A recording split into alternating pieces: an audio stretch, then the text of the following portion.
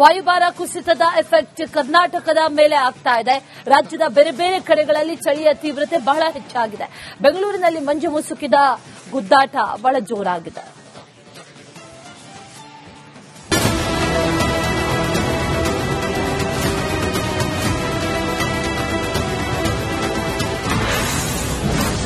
ಕರ್ನಾಟಕದ ವಿವಿಧೆಡೆ ವಾಯುಭಾರ ಕುಸಿತ. ಬೆಂಗಳೂರು ಸೇರಿ ವಿವಿಧೆಡೆ ಚಳಿ ಹೆಚ್ಚಳ ಸಾಧ್ಯತೆ. ಬಂಗಾಳಕೊಲ್ಲಿಯಲ್ಲಿ ವಾಯುಭಾರ ಕುಸಿತದ ಎಫೆಕ್ಟ್ ರಾಜ್ಯದ ಮೇಲೂ ಬೀಳುತ್ತಿದೆ. ಬೆಂಗಳೂರು ಸೇರಿ ರಾಜ್ಯದ ವಿವಿಧೆಡೆ ಚಳಿ ಜೋರಾಗಿದೆ. ಬೆಂಗಳೂರಿನ ಕೆಲವು ಪ್ರದೇಶಗಳಲ್ಲಿ ಮುಂಜಾನೆ ಮಂಜು ಬೀಳಲಿದೆ. ಗರಿಷ್ಠ 25 ಅಂದ್ರೆ ಕನಿಷ್ಠ 18 ಡಿಗ್ರಿ ಸೆಲ್ಸಿಯಸ್ ಇರುವ ಸಾಧ್ಯತೆ ಇದೆ ಎಂದು ಭಾರತೀಯ ಹವಾಮಾನ ಇಲಾಖೆ ಮುನ್ಸೂಚನೆ ನೀಡಿದೆ. ಬೆಳಗಾವಿ, ಬೀದರ್, ಬಾಗಲಕೋಟೆ, ಕಲಬುರಗಿ ಸೇರಿ ಹಲವು ಜಿಲ್ಲೆಗಳಲ್ಲಿ ಚಳಿಯ ತೀವ್ರತೆ ಹೆಚ್ಚಾಗಿದೆ. ದಕ್ಷಿಣ ಕನ್ನಡ, ಉಡುಪಿ, ಉತ್ತರ ಕನ್ನಡ ಜಿಲ್ಲೆಗಳಲ್ಲಿ ಒಣಹವೆ ಮುಂದುವರೆದಿದೆ. ಬೆಳಗಿನ ಸಮಯದಲ್ಲಿ ಚಳಿ ಹೆಚ್ಚಾಗುವ ಸಾಧ್ಯತೆ ಇದೆ ಎನ್ನಲಾಗುತ್ತಿದೆ.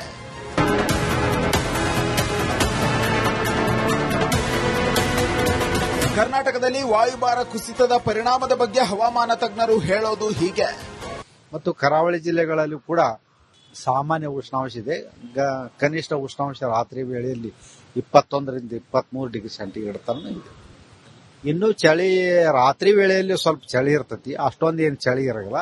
ಹಗಲಿ ಹೊತ್ತಿನಲ್ಲಿ ಬಿಸಿಲು ಬೀಳುವುದರಿಂದ ಅಷ್ಟೊಂದು ಏನು ನಮ್ಗೆ ಆರೋಗ್ಯದ ಮೇಲೆ ಅಷ್ಟೊಂದು ಪರಿಣಾಮ ಆಗಲಿದ್ದು.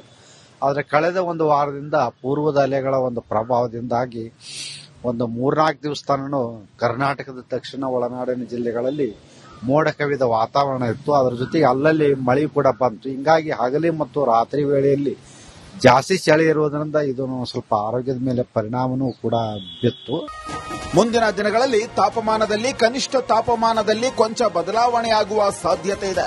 ವಾಯುಭಾರ ಕುಸಿತದಿಂದ ರಾಜಧಾನಿಯಲ್ಲಿ ಮಂಜು ಮುಸುಕಿನ ಗುದ್ದಾಟ ನಡೆಯುತ್ತಿದ್ದು ಜನರು ಚಳಿಯಿಂದ ನಡುಗುತ್ತಿದ್ದಾರೆ. Bureau report, Republic Kannada. ವಾಯುಭಾರ ಕುಸಿತದ ಎಫೆಕ್ಟ್ ಕರ್ನಾಟಕದ ಮೇಲೆ ಆಗ್ತಾ ಇದೆ. ರಾಜ್ಯದ ಬೇರೆ ಬೇರೆ ಕಡೆಗಳಲ್ಲಿ ಚಳಿಯ ತೀವ್ರತೆ ಬಹಳ ಹೆಚ್ಚಾಗಿದೆ. ಬೆಂಗಳೂರಿನಲ್ಲಿ ಮಂಜು ಮುಸುಕಿದ ಗುದ್ದಾಟ ಬಹಳ ಜೋರಾಗಿದೆ.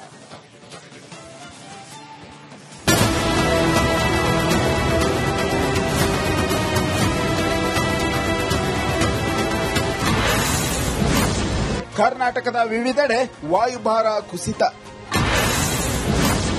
ಬೆಂಗಳೂರು ಸೇರಿ ವಿವಿಧೆಡೆ ಚಳಿ ಹೆಚ್ಚಳ ಸಾಧ್ಯತೆ. ಬಂಗಾಳಕೊಲ್ಲಿಯಲ್ಲಿ ವಾಯುಭಾರ ಕುಸಿತದ ಎಫೆಕ್ಟ್ ರಾಜ್ಯದ ಮೇಲೂ ಬೀಳುತ್ತಿದೆ.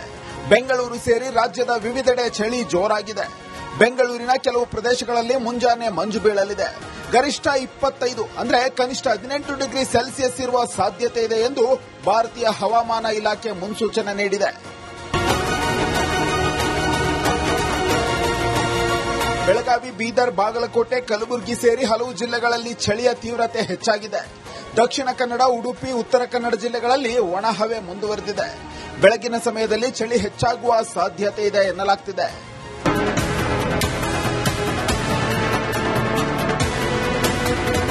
ಕರ್ನಾಟಕದಲ್ಲಿ ವಾಯುಭಾರ ಕುಸಿತದ ಪರಿಣಾಮದ ಬಗ್ಗೆ ಹವಾಮಾನ ತಜ್ಞರು ಹೇಳೋದು ಹೀಗೆ.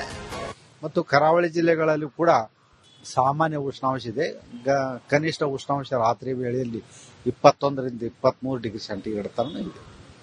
ಇನ್ನು ಚಳಿ ರಾತ್ರಿ ವೇಳೆಯಲ್ಲಿ ಸ್ವಲ್ಪ ಚಳಿ ಇರ್ತತಿ, ಅಷ್ಟೊಂದು ಏನು ಚಳಿ ಇರಲ್ಲ. ಹಗಲಿ ಹೊತ್ತಿನಲ್ಲಿ ಬಿಸಿಲು ಬೀಳುವುದರಿಂದ ಅಷ್ಟೊಂದು ಏನು ನಮ್ಗೆ ಆರೋಗ್ಯದ ಮೇಲೆ ಅಷ್ಟೊಂದು ಪರಿಣಾಮ ಆಗಲಿದ್ದು. ಆದರೆ ಕಳೆದ ಒಂದು ವಾರದಿಂದ ಪೂರ್ವದ ಅಲೆಗಳ ಒಂದು ಪ್ರಭಾವದಿಂದಾಗಿ ಒಂದು 3-4 ದಿವಸ ತನಕ ಕರ್ನಾಟಕದ ದಕ್ಷಿಣ ಒಳನಾಡಿನ ಜಿಲ್ಲೆಗಳಲ್ಲಿ ಮೋಡ ಕವಿದ ವಾತಾವರಣ ಇತ್ತು. ಅದರ ಜೊತೆಗೆ ಅಲ್ಲಲ್ಲಿ ಮಳೆ ಕೂಡ ಬಂತು. ಹಿಂಗಾಗಿ ಹಗಲಿ ಮತ್ತು ರಾತ್ರಿ ವೇಳೆಯಲ್ಲಿ ಜಾಸ್ತಿ ಚಳಿ ಇರುವುದರಿಂದ ಇದು ಸ್ವಲ್ಪ ಆರೋಗ್ಯದ ಮೇಲೆ ಪರಿಣಾಮನೂ ಕೂಡ ಬಿತ್ತು.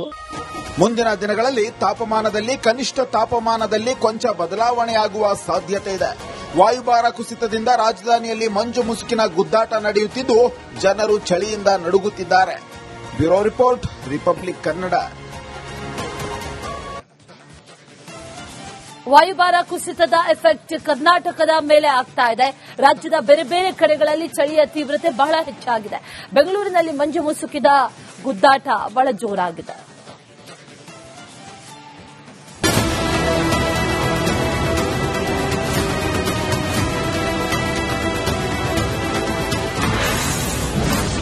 ಕರ್ನಾಟಕದ ವಿವಿಧೆಡೆ ವಾಯುಭಾರ ಕುಸಿತ.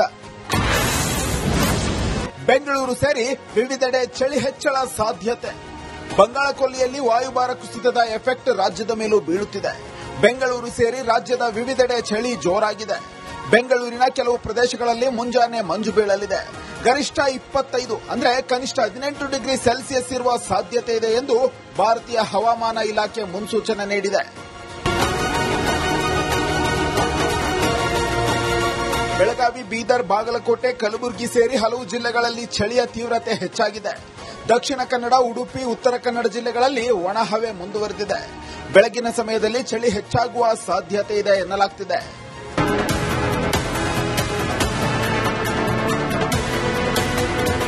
ಕರ್ನಾಟಕದಲ್ಲಿ ವಾಯುಭಾರ ಕುಸಿತದ ಪರಿಣಾಮದ ಬಗ್ಗೆ ಹವಾಮಾನ ತಜ್ಞರು ಹೇಳೋದು ಹೀಗೆ. ಮತ್ತು ಕರಾವಳಿ ಜಿಲ್ಲೆಗಳಲ್ಲೂ ಕೂಡ ಸಾಮಾನ್ಯ ಉಷ್ಣಾಂಶ ಇದೆ. ಕನಿಷ್ಠ ಉಷ್ಣಾಂಶ ರಾತ್ರಿ ವೇಳೆಯಲ್ಲಿ 21ರಿಂದ 23 ಡಿಗ್ರಿ ಸೆಂಟಿಗ್ರೇಡ್ ತನಕ ಇದೆ. ಇನ್ನು ಚಳಿ ರಾತ್ರಿ ವೇಳೆಯಲ್ಲಿ ಸ್ವಲ್ಪ ಚಳಿ ಇರ್ತೈತಿ, ಅಷ್ಟೊಂದು ಏನು ಚಳಿ ಇರಲ್ಲ. ಹಗಲಿ ಹೊತ್ತಿನಲ್ಲಿ ಬಿಸಿಲು ಬೀಳುವುದರಿಂದ ಅಷ್ಟೊಂದು ಏನು ನಮ್ಗೆ ಆರೋಗ್ಯದ ಮೇಲೆ ಅಷ್ಟೊಂದು ಪರಿಣಾಮ ಆಗಲಿದ್ದು. ಆದರೆ ಕಳೆದ ಒಂದು ವಾರದಿಂದ ಪೂರ್ವದ ಅಲೆಗಳ ಒಂದು ಪ್ರಭಾವದಿಂದಾಗಿ ಒಂದು 3-4 ದಿವಸ ತನಕ ಕರ್ನಾಟಕದ ದಕ್ಷಿಣ ಒಳನಾಡಿನ ಜಿಲ್ಲೆಗಳಲ್ಲಿ ಮೋಡ ಕವಿದ ವಾತಾವರಣ ಇತ್ತು. ಅದರ ಜೊತೆಗೆ ಅಲ್ಲಲ್ಲಿ ಮಳೆ ಕೂಡ ಬಂತು. ಹಿಂಗಾಗಿ ಹಗಲಿ ಮತ್ತು ರಾತ್ರಿ ವೇಳೆಯಲ್ಲಿ ಜಾಸ್ತಿ ಚಳಿ ಇರುವುದರಿಂದ ಇದು ಸ್ವಲ್ಪ ಆರೋಗ್ಯದ ಮೇಲೆ ಪರಿಣಾಮನೂ ಕೂಡ ಬಿತ್ತು. ಮುಂದಿನ ದಿನಗಳಲ್ಲಿ ತಾಪಮಾನದಲ್ಲಿ ಕನಿಷ್ಠ ತಾಪಮಾನದಲ್ಲಿ ಕೊಂಚ ಬದಲಾವಣೆಯಾಗುವ ಸಾಧ್ಯತೆ ಇದೆ. ವಾಯುಭಾರ ಕುಸಿತದಿಂದ ರಾಜಧಾನಿಯಲ್ಲಿ ಮಂಜು ಮುಸುಕಿನ ಗುದ್ದಾಟ ನಡೆಯುತ್ತಿದ್ದು ಜನರು ಚಳಿಯಿಂದ ನಡುಗುತ್ತಿದ್ದಾರೆ. Bureau report, Republic Kannada. ವಾಯುಭಾರ ಕುಸಿತದ ಎಫೆಕ್ಟ್ ಕರ್ನಾಟಕದ ಮೇಲೆ ಆಗ್ತಾ ಇದೆ. ರಾಜ್ಯದ ಬೇರೆ ಬೇರೆ ಕಡೆಗಳಲ್ಲಿ ಚಳಿಯ ತೀವ್ರತೆ ಬಹಳ ಹೆಚ್ಚಾಗಿದೆ. ಬೆಂಗಳೂರಿನಲ್ಲಿ ಮಂಜು ಮುಸುಕಿದ ಗುದ್ದಾಟ ಬಹಳ ಜೋರಾಗಿದೆ.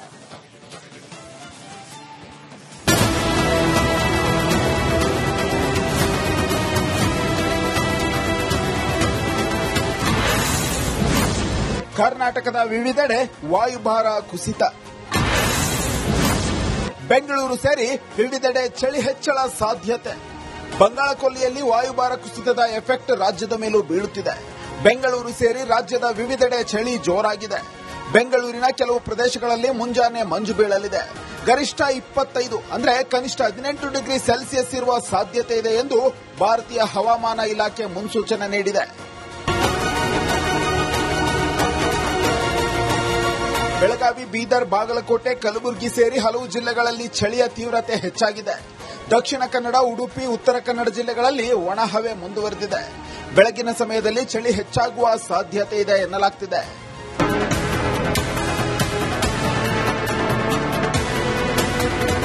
ಕರ್ನಾಟಕದಲ್ಲಿ ವಾಯುಭಾರ ಕುಸಿತದ ಪರಿಣಾಮದ ಬಗ್ಗೆ ಹವಾಮಾನ ತಜ್ಞರು ಹೇಳೋದು ಹೀಗೆ.